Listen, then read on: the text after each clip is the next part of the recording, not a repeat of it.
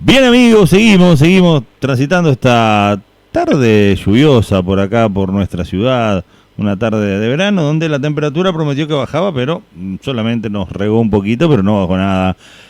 Lorena Luján, ¿cómo te va? ¿Cómo andás? Bueno, por acá todavía hay un poco de solcito por Sí, Montevideo, sí.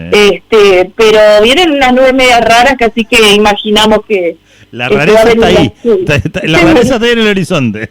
Está en el horizonte, exactamente. Qué bueno. Bueno, hay rareza por todos lados, ¿no? Hay Sí, rareza por todos lados, pero bueno. por eso, eh, sirve para hacer un paquete para todos.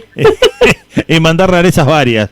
Bueno, Exactamente. Lorena Luján, representante del equipo de representación de los trabajadores en el BPS, como todos los jueves, aunque el jueves pasado hablamos con el propio director, con Ramón Ruiz, hablando un poco de seguridad social, pero también cosas que tienen que ver directa e indirectamente con la seguridad social, como el plebiscito de la LUC, ¿verdad? O sea que vamos a hablar de un montón de cosas, porque alguien me mandó un mensajito después, decir, al final no sé de qué hablaban porque se fueron para el plebiscito y no entendí la relación de una cosa con la otra. Entonces, un poco le pasé la grabación para que la pueda escuchar nuevamente por YouTube, pero a su vez explicándole que en los 135 artículos de la LUC que se van a derogar este 27 de marzo si tiene mayoría el sí, o quedarán como están si tiene mayoría el no, no está incluida en la reforma de la seguridad social, pero sí hay un montón de cosas que me gustaría que volvieras a poner arriba de la mesa, Lorena, que se entiende que van a generar o van a propiciar a que la reforma de la seguridad social no sea tan positiva o para nada positiva como necesitan los trabajadores y los jubilados. Podemos arrancar por ahí un poquito, aclarando un poco, si bien no lo mismo, no vamos a hablar de lo mismo de Ramón, porque Ramón habló de otras cosas, pero un poco poner arriba de la mesa eso, dejarlo claro. Exacto. Nosotros tenemos una compañera que ahora, bueno, se jubiló y no está más en el equipo, pero que la recordamos muchísimo porque fue una gran docente para nosotros, nos dio mucha formación, y es Celia Vence, y ella siempre dice, todo tiene que ver con todo. Tal cual. Y eso es lo que nos está pasando ahora con este referéndum. Si bien, como tú bien decías, no está dentro de los 135 artículos, no nos podemos olvidar que sí está dentro de la LUC, porque la LUC lo que hace es conformar la comisión de expertos, donde esa comisión de expertos es la que le propone las propuestas a el Poder Ejecutivo para que después realicen la reforma a la seguridad social.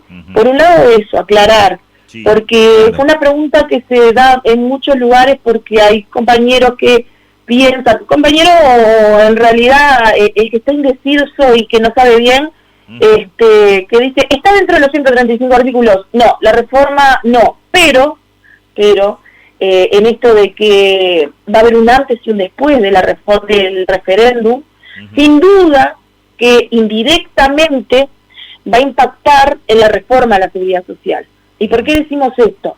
Porque no sé si recuerdan que cuando hablamos de esto de la conformación de esa comisión de expertos, también hablamos de que cuando se presentaron las 800.000 firmas, que esa comisión estaba en funcionamiento, al otro día que se presentaron las 800.000 firmas, que fue un impacto político y que fue un impacto social también, porque no se esperaba esa cantidad de firmas, la comisión de expertos dejó de funcionar por 1 mes y medio.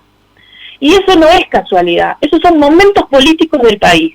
Y creo que fue la mejor visualización de lo que nos puede suceder a nosotros como población, porque tenemos las herramientas, y esta es una de esas herramientas, y que este suceso del referéndum del 27 de marzo va a tener un antes y un después de la reforma a la seguridad social. Eso lo tenemos que tener muy en cuenta, porque si gana el sí, sin duda que la gente va a decir, bueno, hay ciertas cosas que no queremos más, Hay cuestiones que están sucediendo que queremos parar porque el pueblo no se lo merece y porque se están viendo situaciones que están dentro, sí, de ese referéndum, donde vamos a tener que atacarlos y que sin duda que va a haber un impacto político. Pero en cambio, si gana el no, se van a reafirmar algunas cosas, algunos retrocesos que tenemos, que vienen avanzando, y entre ellos está la reforma de la seguridad social. Entre ellos está que en esa reforma se incluya el aumento de la edad de retiro, por ejemplo, que fue una de las propuestas de esta comisión de expertos. Y que en esta propuesta está que nos retiramos con 60 años de edad y 30 de trabajo en este momento con un 45%, pero si nos aumentan la edad, porque no está puesto que aumenta el porcentaje, nos vamos a retirar con un 39%. Entonces seguimos debilitando, vamos a seguir debilitando el poder adquisitivo de los jubilados, como está sucediendo ahora, claro, y como lo vemos día a día, porque no hay mejor gráfica, porque cuando hablamos de números, porque por ahí se están poniendo como muchos números y demás, cuando hablamos de gráfica, la mejor gráfica que tenemos nosotros en este momento en los jubilados y pensionistas, pero también en los trabajadores, es el carrito del supermercado. Esa es la mejor gráfica que nosotros tenemos. Cuando en un año cargábamos ese carrito de una manera y que en este momento lo estamos cargando de otra. Y esos son impactos económicos y sociales que vamos a tener que ir avanzando y que sí va a haber, como dijimos, un antes y un después de este referéndum. En este momento tenemos también un gran problema, que es que está creciendo la inseguridad. Y por eso que quizás, que fue lo que quiso hacer Ramón, de hablar de todo lo que tiene que ver con el referéndum, ¿no? Y por qué tiene el impacto en la seguridad social. Porque la mayoría de los jubilados y pensionistas, con este aumento de la inseguridad, se han quedado adentro. O sea, ¿por qué? Porque estamos en una pandemia, pero no es fácil para que esos jubilados y pensionistas estén viendo su televisor y en los informativos vean que mataron a fulanito, que mataron a menganito, que desapareció una urista, que desapareció Uri, y que esto cada vez se torna más difícil y que no saben si van a salir a cobrar su jubilación y en el momento que la van a cobrar le van a robar en el camino o no. Hay que tener muy en cuenta estas cuestiones. Y eso también es parte de que hay un miedo en la sociedad porque está avanzando esta inseguridad y que nosotros vamos a tener que, buscar formas, pero también tiene que ver con un antes y un después en el referéndum, sin duda. El aumento de los combustibles, porque eso hace que aumenten los productos, como decíamos, lo vemos reflejado en esta gráfica del carrito del supermercado, porque nos tenemos que quedar con eso. Uno siempre dice, hay que mirar la heladera muchas veces y no tanto el televisor, porque a veces nos engañamos con algunas cosas. Y yo creo que también es parte de esa gráfica. Estamos en momentos donde hay que mirar muy bien a nuestra heladera para ver la mejor gráfica que tenemos en este momento económico del país. Y que en este crecimiento económico que hay, pero que no lo vemos reflejado en jubilaciones, que no lo vemos reflejado en los aumentos salariales, y obviamente, como decimos siempre, si el aumento de los trabajadores, este aumento económico del país crece, pero no lo vemos reflejado en los trabajadores, no se va a ver reflejado en los jubilados y pensionistas que dependen del aumento de los trabajadores. Claro. Pero además, tampoco lo vamos a ver en las empresas, porque las empresas dependen también de lo que gasta el trabajador, pero también el jubilado y pensionista, que lo hemos dicho muchas veces, que fue en esta pandemia el amortiguador había sido BPS, con esas jubilaciones que en muchos lugares el jubilado fue el único que quedó con un ingreso seguro, exactamente. Entonces, ahí también vamos a ver reflejado el mercado interno.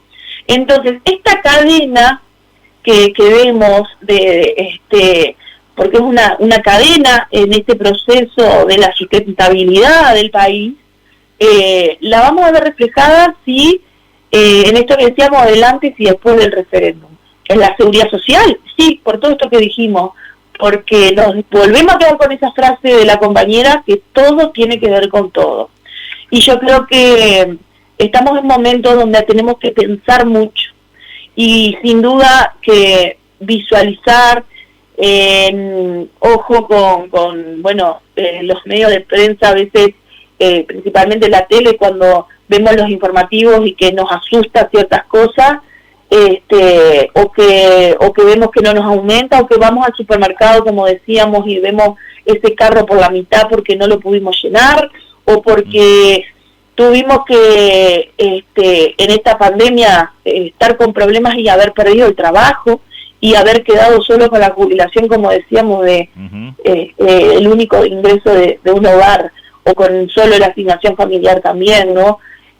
Entonces, esas son las cuestiones que hay que poner en la balanza cuando hablamos de qué puede suceder con la reforma de la seguridad social o qué tiene que ver la reforma de la seguridad social y los procesos de seguridad social con el referéndum, y por qué defender que esos 135 artículos se deroguen. Entonces, y otra cosa que quería también que vos nos vuelvas a poner arriba de la mesa, porque tampoco le había quedado claro a este oyente. A mí me gusta, así sea un oyente, me encanta tener poder darle las respuestas. Algunas veces les mando deberes, otras veces les vuelvo a preguntar, ¿verdad? Porque así ha funcionado esta columna desde hace 5 años. Claro, porque tiene que ver con esas cuestiones que tiene que ver con los salarios, porque o los ingresos, perdón, porque esta comisión de expertos no está cumpliendo con los plazos que estaba establecido en la ley para presentar esas conclusiones para que el gobierno tome cartas en el asunto con la reforma que vaya a llevar adelante. Y Ramón dijo en un momento, y no me quedó claro, que parece que en un momento el quien preside esa comisión, Saldain, dijo que iban a expresarse después del 27 de marzo. Una decisión netamente política, lejos de una decisión que hacen los técnicos. Los técnicos tienen pronto las cosas y te lo presentan. No esperan tiempos políticos. Exactamente. Por eso es que nosotros decimos tanto que hay un antes y un después, porque plantean pura y exclusivamente que sea político y que esto se resuelva, porque queda muy claro y muy a la vista que según lo que sucede el 27 de marzo es según el impulso que le van a dar a la reforma a la seguridad social. Por esto que hablábamos recién, ¿no? Si gana el sí, van a tener que quedarse un poco quietos con tanta reforma y con tantos aumentos y con un montón de retrocesos, porque es un gran retroceso que vamos a tener en nuestra sociedad, y van a tener que aguantar un poco porque el pueblo está decidido a no dejarse pasar por encima, y principalmente con políticas sociales o con la protección social, y que entre ellas viene la seguridad social.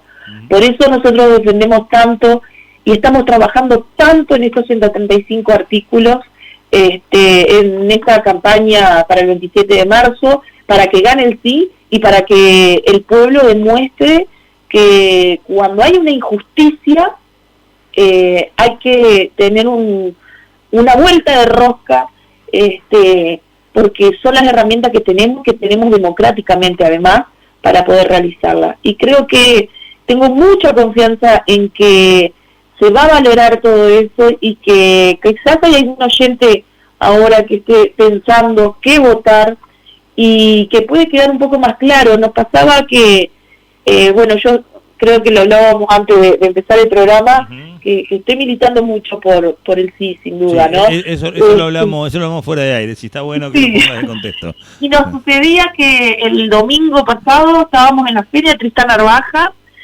y empezamos a entregar volantes, y se acerca una persona, un muchacho de 20 y pocos años, y me dice: yo ya escuché una campana, quiero escuchar la otra, quiero que me digas por qué tengo que votar el sí. Yo trabajo en primera infancia y quiero saber qué es lo que va a suceder. Y bueno, a uno que le cuesta hablar un poco y que... No, y pero que qué bueno lo ese chiquilín, ¿no? Ese muchacho sí, es el ideal del ciudadano, querer saber antes de tomar una decisión.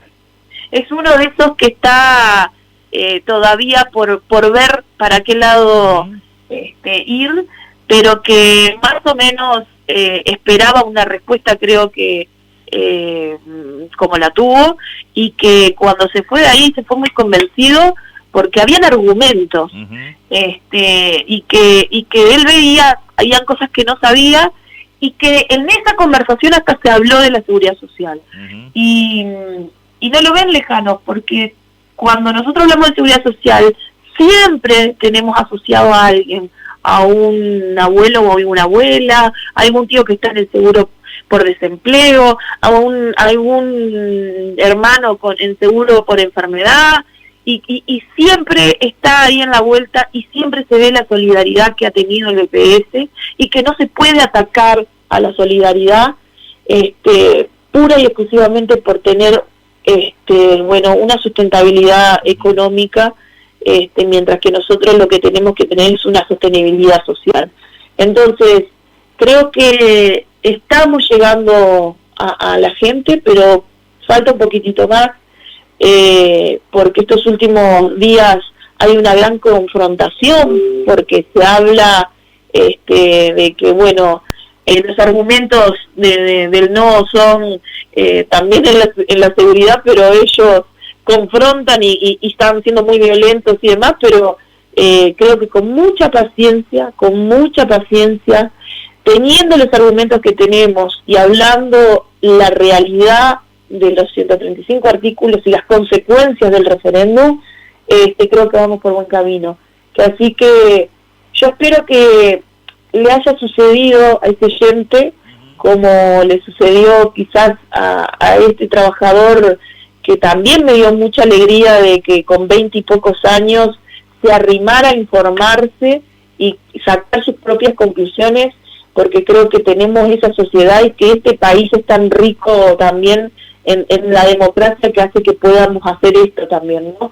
Y creo que ese oyente, espero que, bueno, que le hayamos respondido lo que le quedaba la duda de lo que se quiere transmitir, de lo que queremos, que bueno, que nos escuchen, y que esto que decíamos con argumentos, poder llegar a su conclusión y que sea lo mejor para nuestro país, que somos ejemplo, que siempre lo decimos, ¿no? Que somos ejemplo mundialmente, y que por nuestra seguridad social, por nuestras leyes laborales, por nuestra sostenibilidad económica que hemos tenido durante este tiempo, por el sistema de salud que tenemos, porque sin duda que en esta pandemia lo ha quedado a la vista que uno de los mejores amortiguadores también, aparte de la solidaridad con el BPS, ha sido el sistema integrado de salud que tenemos, y que bueno, que eso conforma ahí un conjunto de derechos que tenemos, de obligaciones, pero que hay que defenderlas, que no podemos retroceder ni un paso, y que creemos sin duda que después del referéndum, si no gana el sí, si no triunfa el sí, sin duda que vamos a retroceder más de 100 años, y eso lo tenemos que saber también. Entonces yo apuesto muchísimo a que vamos a salir lo mejor posible. Ejemplo, lo que decíamos recién, ¿no? De esta gráfica que tenemos en el carrito del supermercado y demás, y que hablábamos de las jubilaciones, estas pasividades que La Valleja tiene 3.634 pasividades mínimas. Mínimas. Entonces, con esto que sucedió, que los 243 pesos que se les descontaron, que fue el aumento adicional que se venía dando durante tantos años y que esta vez no se dio y se les descontó. Y que era muy, muy criticado porque eran solo 240 y pico de Exacto, pesos. pero que se, Qué pero que se le vergüenza, lo sacó. poco que daban, ¿no? Exacto, pero que se le sacó a esos jubilados y que en La Valleja, por ejemplo, en este año 2022 habrá $236.000 menos en el mercado interno de La Valleja. Eso es lo que se van a ahorrar, porque uno habla de 243 pesos, ¿no?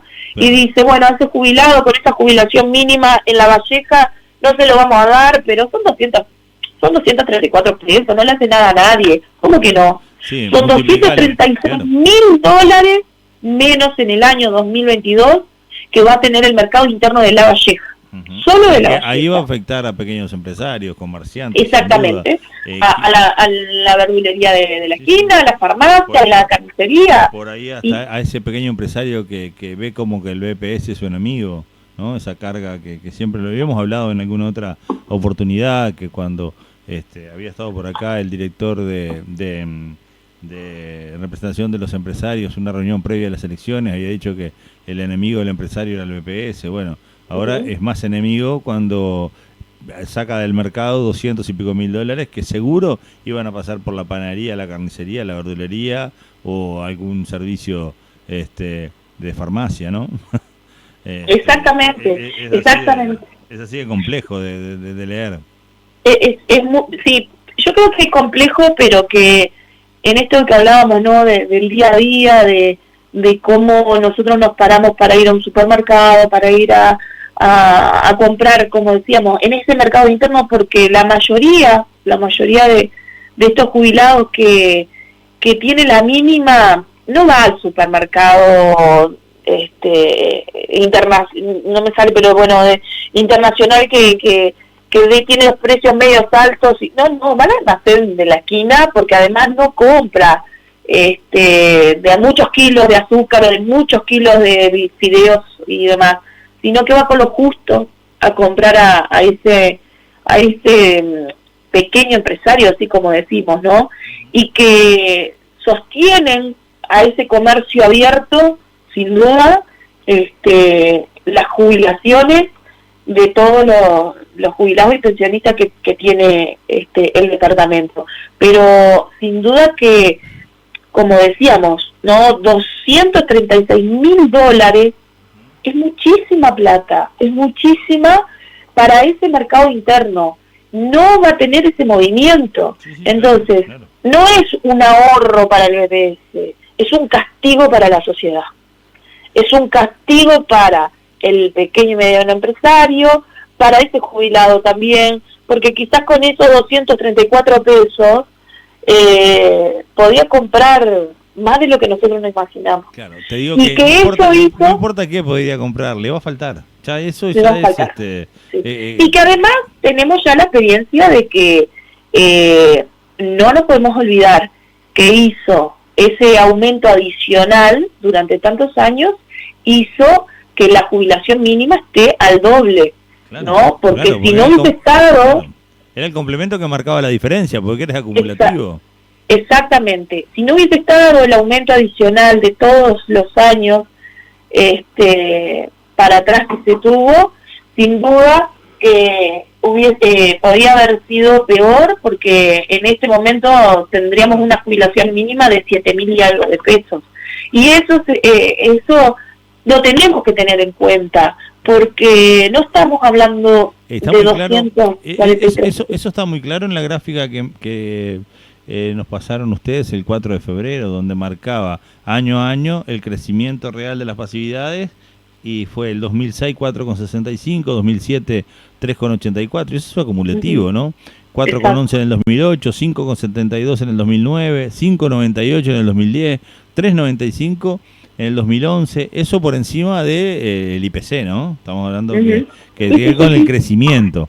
Entonces uno sigue mirando y llega al 2018, es 2,33, en el 2016 fue muy poco, muy criticado, el 0,4, en el 2017 3,37, 2018 2,33, en 2019 fue 0,39, más criticado aún porque no llegaba ni siquiera al 0,4, pero en el 2020 fue menos 0,2, en el 2022 menos 1,67 y en el 2023 puede ser, no, 21, no. 22. El 2021 es no vino. 1,67. Venía tan apurado que seguía sumándole años. Y en el 2022 también fue 1,67. Claro, está bien. Lo que pasa es que leí el 22 de entrada y el otro no podía ser 23 y todavía no llegamos. Seguro. Ojalá que no sea negativo el 23. No, esperemos que no, porque... Bueno, pero si ya faltan esos 200 pesos extras, capaz que no se logra que sea positivo por otro lado. Sí, sin duda. Yo tengo otra pregunta, Lorena. Y yo no sé si vos tenías tema del día, pero te voy a dejar un lugarcito para que no nos cuentes. Pero te saqué apurada con esa dificultad que tuvo el oyente para entender a Ramón la semana pasada. Y yo tengo otra pregunta. Capaz que vos tenías tema del día, me guardo la pregunta para el final. A ver. No, dale. Le doy bien. Porque, a ver, la gente ha recibido muchos incrementos por debajo del IPC, o sea que no creció su salario, solamente de un aumento inferior a la inflación, pero pasaron a pagar IRPF. ¿Cómo se da eso? Bueno, parece que nos hubiésemos puesto de acuerdo con los temas, ¿no? No, porque fue un tema muy bueno. Es un tema que nos preocupa saber, porque no se entiende. ¿Cómo? Si vos ganas menos plata, no es que el que pague más, ¿no? El que gana más paga más. Bueno, la intención de... ¿Se acuerdan que primero tuvimos el IRP? Sí, que no pagábamos y no importa. Se estaba apareciendo mucho, claro, vamos al camino de cómo se viene planteando ahora, ¿no? Y yo creo que la intención del IRPF, sin duda que fue que el que tiene más, pague más, y el que tiene menos, pague menos. En esto de la distribución de la riqueza, en esto de cuando planteamos la solidaridad y demás, creo que también está estos puntos y que siempre hablamos, ¿no? De que, bueno, sí, el que tiene más puede hacer un esfuercito más, y el que tiene menos alivianarse un poquito porque no llega quizás a fin de mes o lo que sea. Entonces, nosotros nos preguntamos mucho, ¿por qué si el salario real cae, más gente paga IRPF? Porque nos estamos teniendo esa duda, y la estamos como consultando también, porque yo creo que fue además un tema de campaña, el tema del IRPF.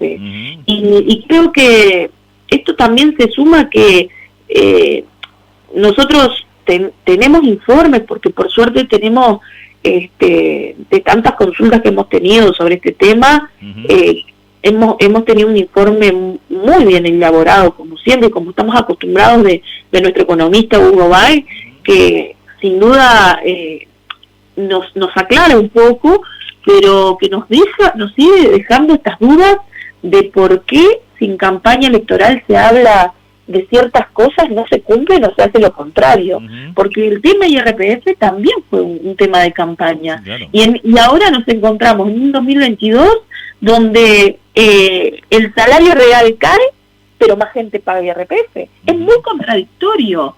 Es contradictorio como también en campaña electoral, porque sin duda que nosotros tenemos que hacernos la pregunta, pero también se le tendremos que hacer la pregunta a quien dirige este barco, y que también nos va a tener que dar alguna respuesta en algún momento, porque en una campaña electoral dijo que no nos iba a aumentar la retiro, y es el camino por el que venimos porque es la propuesta que está.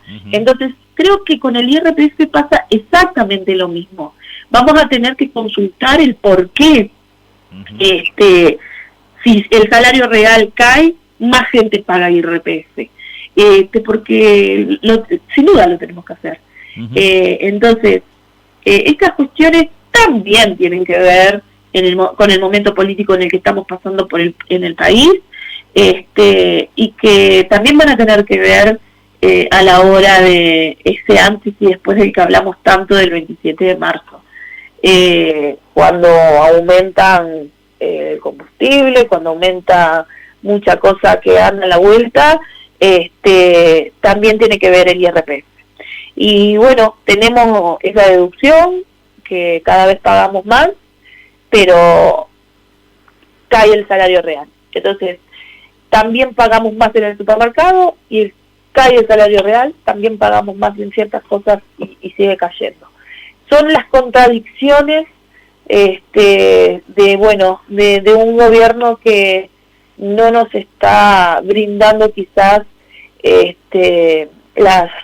lo que necesita el pueblo, porque creo que después de pasar una pandemia en 2 años, en un proceso de haber estado encerrados, de haber estado trabajando desde casa, sin trabajo, cobrando un subsidio por desempleo, con incertidumbre si volvíamos o no a trabajar.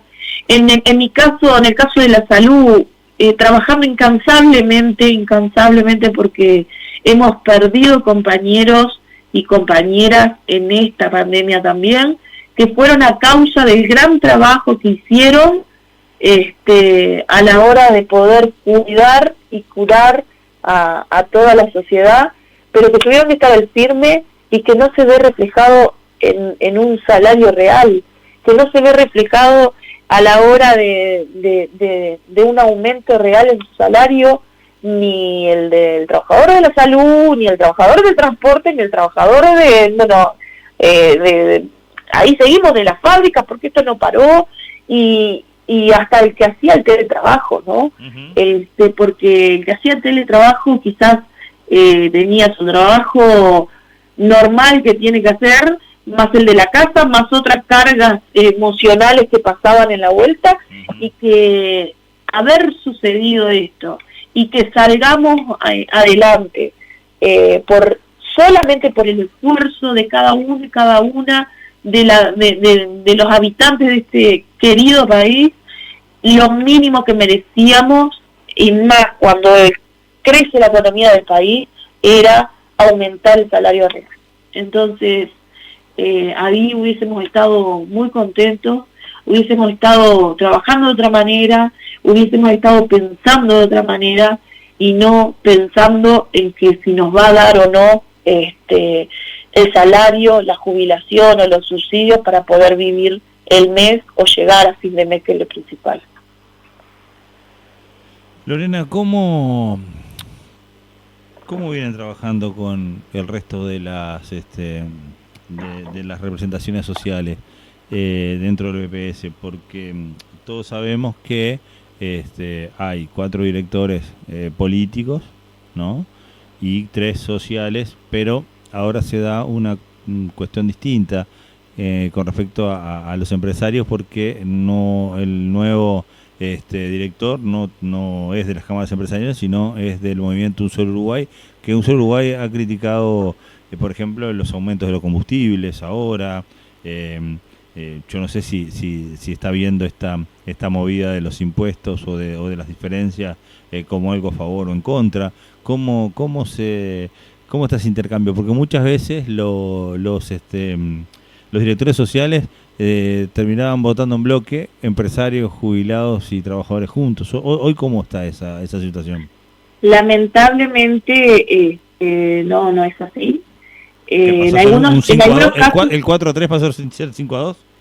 Sí, por supuesto. Y bueno, y lo vimos en esto que hablábamos recién de los 243 pesos. Fue una de las cuestiones, ¿no? Que salió desde el directorio, y que también en muchas de las cuestiones que se votan en este directorio, la mayoría salen 5-2. Por suerte, jubilados y pensionistas y trabajadores seguimos trabajando en conjunto, seguimos teniendo la misma visión. En este momento tenemos a Ariel Ferrari como representante de los jubilados y pensionistas, y obviamente a Ramón Ruiz de los trabajadores, pero que también hay una forma de trabajo muy buena, porque no nos podemos olvidar que Ariel viene de haber sido representante de los trabajadores y sabe muy bien también cómo es el directorio y demás, pero que lo bueno es que trabajamos en conjunto.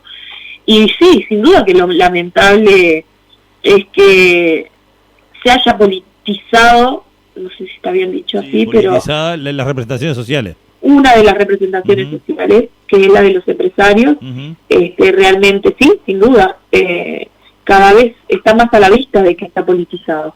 Y cortó la llamada. Lamentablemente tuvimos un pequeño corte en la llamada. Vamos a intentar volvernos a comunicar con Lorena Luján. Estoy monitoreando, mirando y hablando a la vez, y es bastante complejo de hacer. Pero vamos a intentar recuperar la llamada, por lo menos para que se despida de la columna de hoy.